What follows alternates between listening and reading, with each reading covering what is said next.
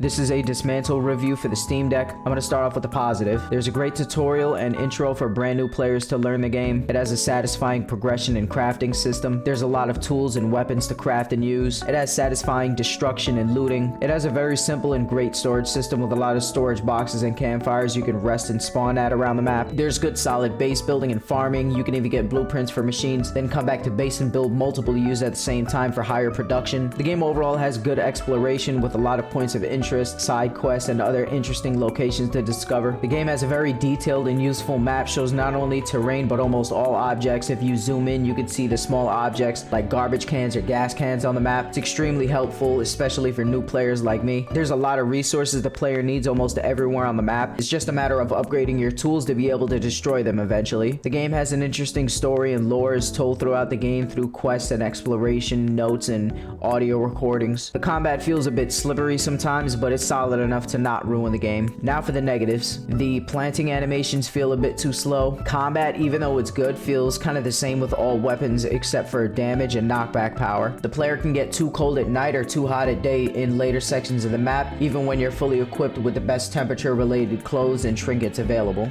Farming, wood cutting, smelting systems need constant attention, and there's no notifications letting you know when harvesting or the machines are ready, which is where I think some automation like an AI companion or machines that automatically plant, cut, and refine your collected resources so that the player can get lost exploring for hours without worrying that they forgot to tend to their plants and machines. The mountainous areas of the game are very annoying to navigate around because of this being a top-down game, so I think an optional like craftable GPS system would be great because there's a lot of proper paths to every point of interest in the game, and just so I don't spend a quarter of my time walking into mountains trying to find my way around and having to constantly pull up the map. Destruction of objects with the sledgehammer, which is a late game weapon, doesn't feel fast enough, specifically against wood and brick buildings that the wrench can already destroy at a decent pace. The sledgehammer damage to these lower tier objects doesn't feel like much of a step up and still makes the game feel really slow. And by that time I was like 55 hours into the game and I was really ready to start smashing through brick buildings and everything, but the sledgehammer, the damage just wasn't there. And the last one here, it's very difficult to obtain mana beads. The drop rates are too low even after activating every tower and killing almost every zombie on the map. I was able to max out all of my upgrades, but I still needed tons of mana chunks that I needed thousands of mana beads for, but I only had about 900 left. I could activate ascension signals on towers to respawn more zombies for mana beads, but they still only drop the same low amount of mana beads as they did before, and the resources they drop also aren't very helpful. I'm giving Dysmantle an 8 out of 10. I don't think it's an amazing game. There are some things that are a bit tedious or unbalanced, but overall for a $20 game, the destruction, exploration, progression, introduction for new players, intuitive controls and easy UI, resource abundancy, tool variety, storage system, base building and farming, and the decent combat are all very solid fun, not just for its price but just as a game. And also the performance was good. I had it on medium settings with the Steam Deck. I played some other similar style games and the performance is not very good, so yeah, I know there are plenty of negative points that I listed, but to me it was never enough to ruin the overall experience or fun of the game. But if you want a good and honestly addicting survival game with satisfactory and detailed map clearing mechanics and all that other nice stuff I said, then it's well worth the $20. If you think the negatives I talked about are not worth buying the game and you want a more refined experience with better combat or more interesting side quests and exploration or whatever reason, then don't. It's all based on your preferences.